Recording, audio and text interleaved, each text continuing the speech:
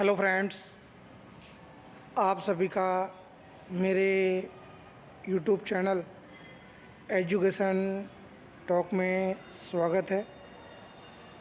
आज हम गुजरात माध्यमिक और उच्चतर माध्यमिक शिक्षा बोर्ड कक्षा 12 हिंदी मीडियम विषय वाणिज्य व्यवस्था, जिसके अंदर आज हम चैप्टर नंबर 8 वित्तीय संचालन, जिसे अंग्रेज़ी में फाइनेंशियल मैनेजमेंट के नाम से जाना जाता है।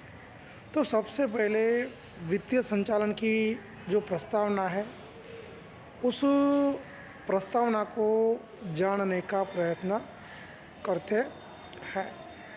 सबसे पहले हम बात करें तो सरल अर्थ में देखा जाए तो द्रव्य का संचालन करना यानी कि वित्तीय संचालन, ये एकदम इजी लैंग्वेज है कि वित्त का संचालन करना, द्रव्य का संचालन करना, उसे हम द्रव्य संचालन कहते हैं या तो वित्तीय संचालन कहते हैं। द्रव्य व्यवसाय के लिए रक्त के समान माना जाता है। रुधिराभिसरण के बिना मानव जीवन का अस्तित्व संभव नहीं है। यानी कहने का मतलब कि मानव के अस्तित्व के लिए जितना रक्त महत्वपूर्ण है, उतना ही व्यवसाय के अस्तित्व के लिए वित्त बहुत ही महत्वपूर्ण है। आई थिंक द्रव्य के बिना व्यावसायिक इकाई का अस्तित्व संभव नहीं है। आप कोई भी व्यवसाय करना चाहते हो तो आपको द्रव्य की ज़रूरत पड़ती है, वित्त की ज़रूरत पड़ती है। द्रव्य के बिना व्यवसाय का अस्तित्व संभव नहीं है। कहने का मतलब कि द्रव्य प्रत्येक व्यवसाय की आधारशिला है। आप कोई भी व्यवसाय क्यों न करना चाहते हो, कोई भी व्यवसाय को करने के लिए द्रव्य महत्वपूर्ण है। द्रव्य के बिना आपका व्यवसाय चल सकता नहीं है। व्यवसाय के जो व्यवहार होते हैं, उन व्यवहारों को नियमित रूप से चलाए रखने के लिए द्रव्य आवश्यक है। आज हमारा कोई भी व्यवसाय है तो हमारे व्यवसाय के अंदर जो भी आर्थिक व्यवहार होते हैं, उन आर्थिक व्यवहारों को चलाने के लिए द्रव्य आवश्यक है, वित्त आवश्यक है। द्रव्य के बिना, वित्त के बिना कोई भी आर्थिक व्यवहार हो सकता नहीं है। वास्तव में देखा जाए तो द्रव्य एक ऐसी धुरी है जिसके चारों तरफ सभी आर्थिक क्रियाएं घूमती है। तो कहने का मतलब कि व्यवसाय में जो भी आर्थिक प्रवृत्तियाँ की जाती है, उन आर्थिक प्रवृत्तियों का केंद्र बिंदु, मध्य बिंदु द्रव्य को माना जाता है। द्रव्य के आधार पर ही व्यवसाय की आर्थिक प्रवृत्ति को हम कर सकते हैं। इसके अलावा हम देखें कि हमें वित्तीय संचालन के वक्त हमें वित्तीय साधनों का इस प्रकार से हमें उपयोग करना है कि जिसकी वजह से हमें संतोषजनक प्रतिफल प्राप्त हो, और उसके द्वारा ही हम द्रव्य का महत्तम उपयोग कर सकते हैं।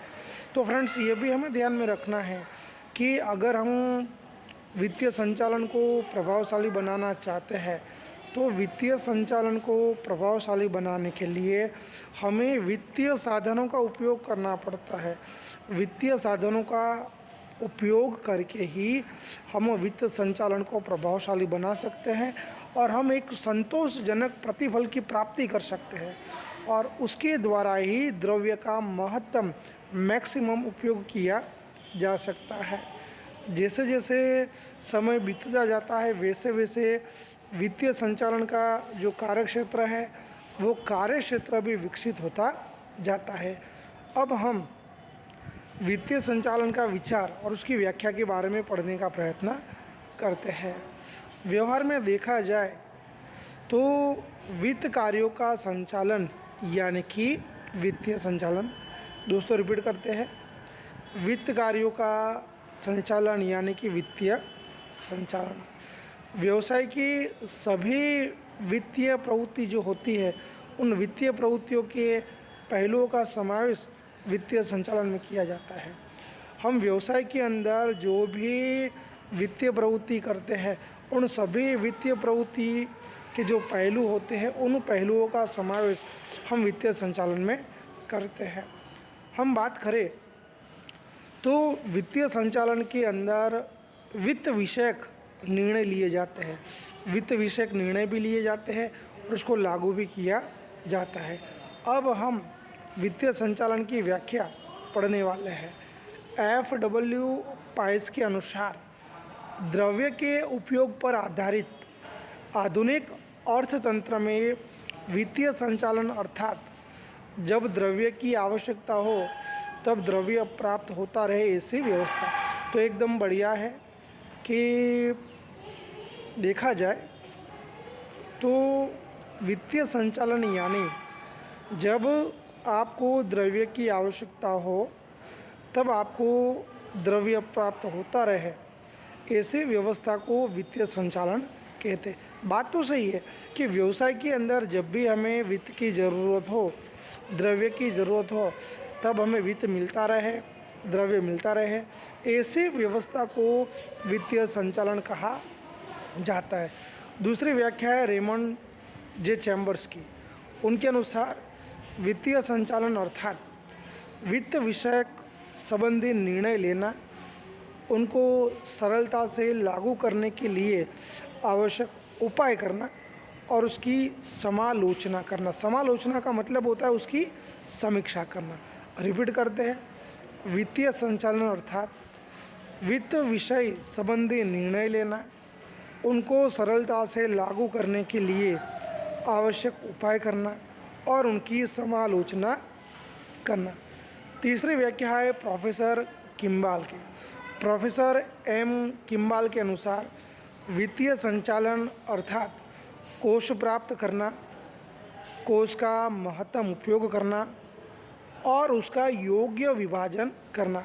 तो प्रोफेसर किम्बाल का मानना है कि कोष प्राप्त करना, कोष का महत्तम उपयोग करना और कोष का योग्य विभाजन करना, इस पूरी प्रक्रिया को वित्तीय संचालन कहा जाता है।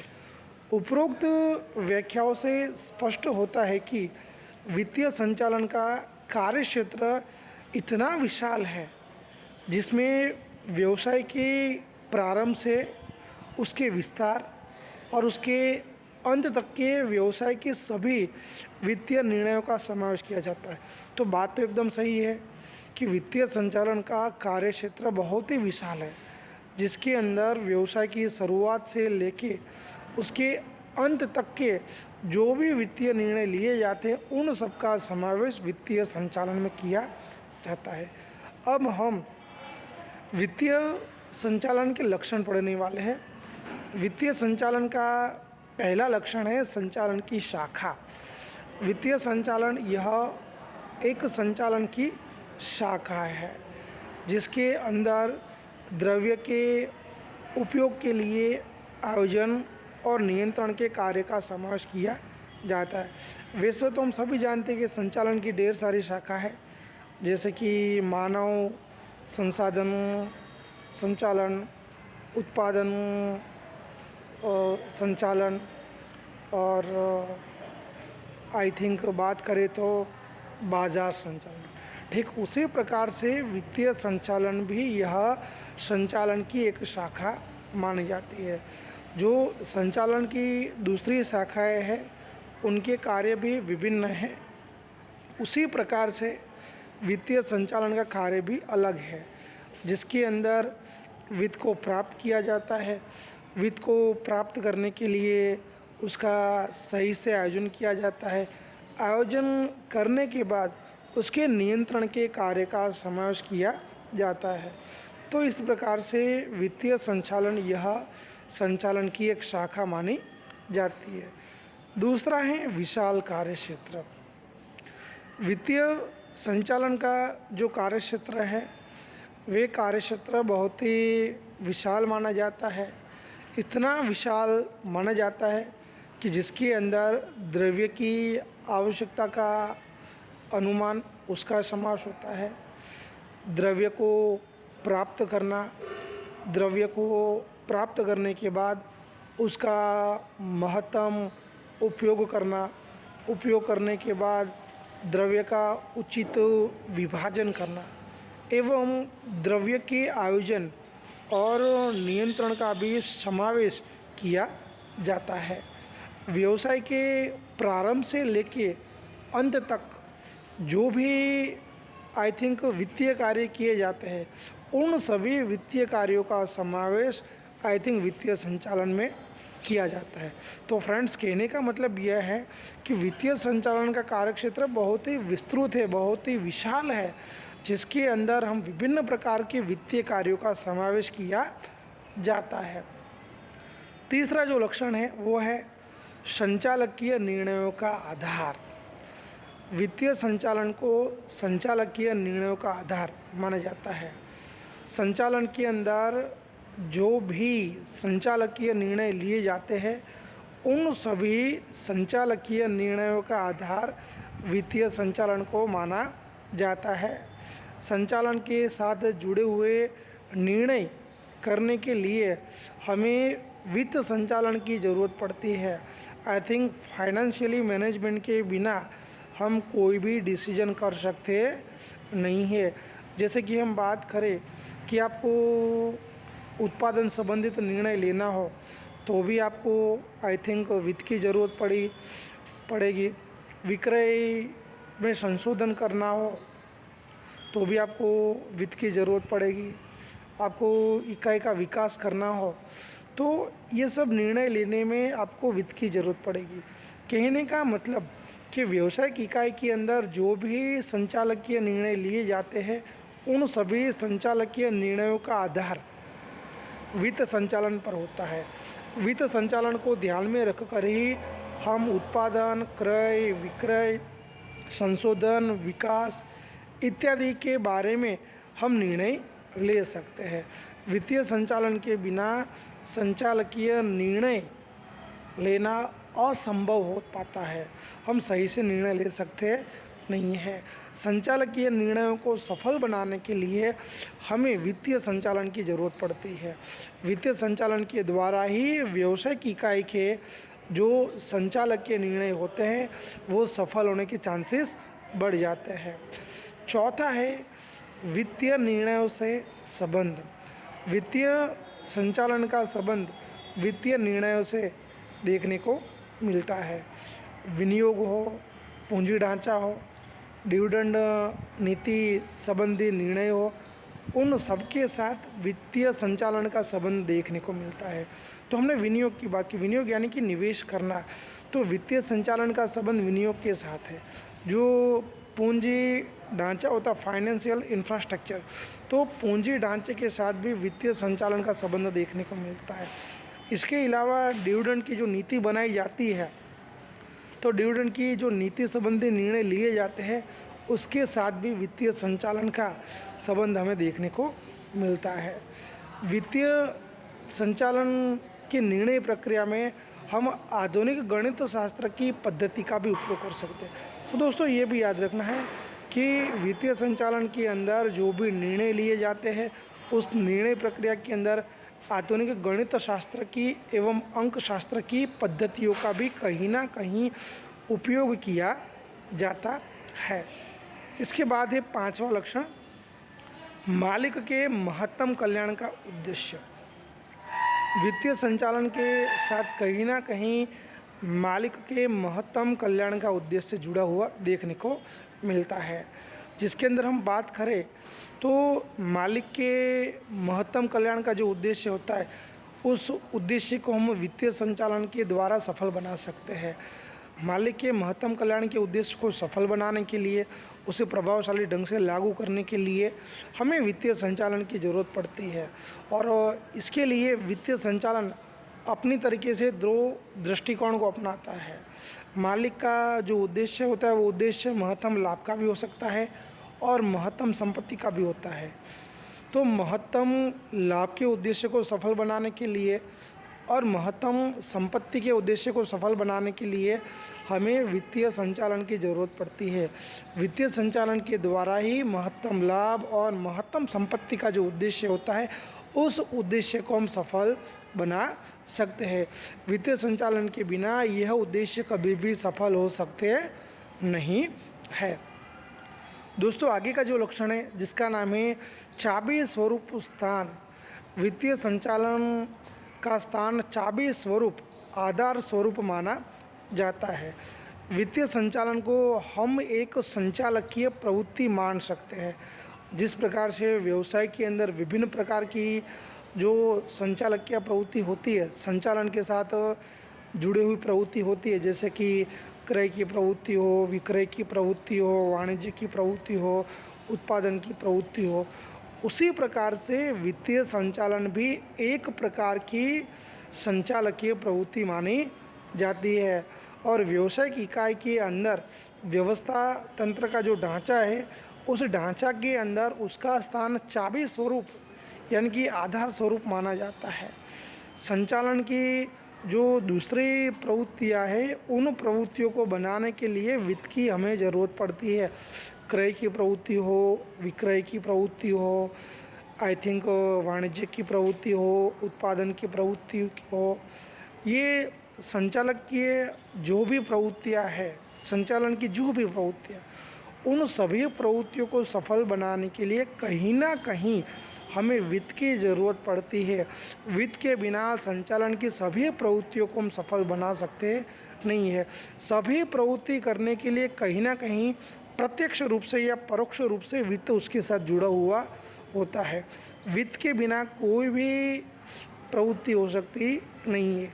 इसीलिए वित्तीय संचालन का स्थान व्यवस्था तंत्र में चाबी स्वरूप माना जाता है। आगे का लक्षण है संचालन के अन्य विस्तारों के साथ संबंध। वित्तीय संचालन का संचालन के अन्य विस्तारों के साथ संबंध देखने को मिलता है। आई थिंक हम बात करें तो व्यवसाय के अंदर जो भी प्रवृत्तियाँ की जाती है, जैसे उत्पादन की प्रवृत्ति हो, विक्रय की प्रवृत्ति हो, बाजार संशोधन की प्रवृत्ति हो, तो व्यवसाय के अंदर जो भी अधिकतर प्रवृत्तियाँ की जाती है वे सभी प्रवृत्तियाँ वित्त के साथ जुड़ी होती है। वित्तीय संचालन के अंदर पर्याप्त मात्रा में अगर हमें वित्त प्राप्त होगा, कोष प्राप्त होगा, तभी हम उत्पादन नीति में परिवर्तन कर पाएंगे, विक्रय नीति आदि के निर्माण में भी हम परिवर्तन कर पाएंगे। तो कहने का मतलब कि हमें जो भी नीतियाँ बनानी है उन सभी नीतियों के लिए वित्तीय संचालन जरूरी है। अगर हमें पर्याप्त मात्रा में वित्त ही प्राप्त नहीं होगा तो हम विभिन्न प्रकार की नीति का निर्माण नहीं कर पाएंगे और उसमें परिवर्तन भी कर पाएंगे नहीं। इसके अलावा वित्तीय संचालन के हमें अलग अलग विस्तार देखने को मिलते हैं, जैसे कि उत्पादन संचालन हुआ, बाजार संचालन हुआ, कर्मचारी संचालन हुआ। तो ये सभी के साथ वित्तीय संचालन का संबंध देखने को मिलता है। उत्पादन संचालन को सफल बनाना हो, बाजार संचालन को सफल बनाना हो या कर्मचारी संचालन को सफल बनाना हो, उन सब के लिए वित्तीय संचालन ज़रूरी है। वित्तीय संचालन उत्पादन संचालन, बाजार संचालन और कर्मचारी संचालन के साथ जुड़ा हुआ है। वित्तीय संचालन के द्वारा ही उत्पादन संचालन की प्रवृत्ति को, बाजार संचालन की प्रवृत्ति को और कर्मचारी संचालन में जो भी प्रवृत्ति की जाती है हम उसे सफल बना सकते हैं।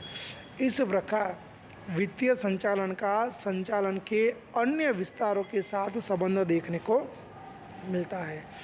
दोस्तों, जो लास्ट पॉइंट है जिसका नाम है दो भागों में विभाजन, तो हम उसकी बात करते हैं।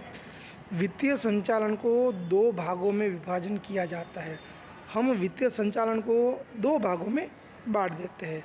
हम बात करें तो जिसका नाम है स्थायी पूंजी का संचालन और दूसरा है कार्यशील पूंजी का संचालन। तो आपको याद रखना है कि वित्तीय संचालन को कितने भागों में बांटा जाता है, तो दो भागों में बांटा जाता है, स्थायी पूंजी और कार्यशील पूंजी। तो हमें वित्तीय संचालन में स्थायी पूंजी का संचालन करना पड़ता है और कार्यशील पूंजी का संचालन करना पड़ता है।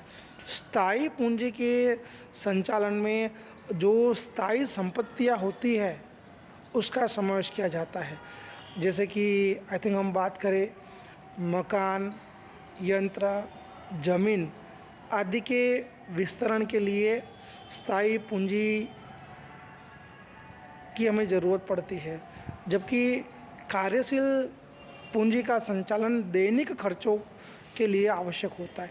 तो हमें याद रखना है कि आई थिंक स्थायी पूंजी में स्थायी संपत्तियों का समावेश होता है और कार्यशील पूंजी में संचालन के दैनिक खर्चों का समावेश किया जाता है। इस प्रकार वित्तीय संचालन को हम दो भागों में बांट सकते हैं।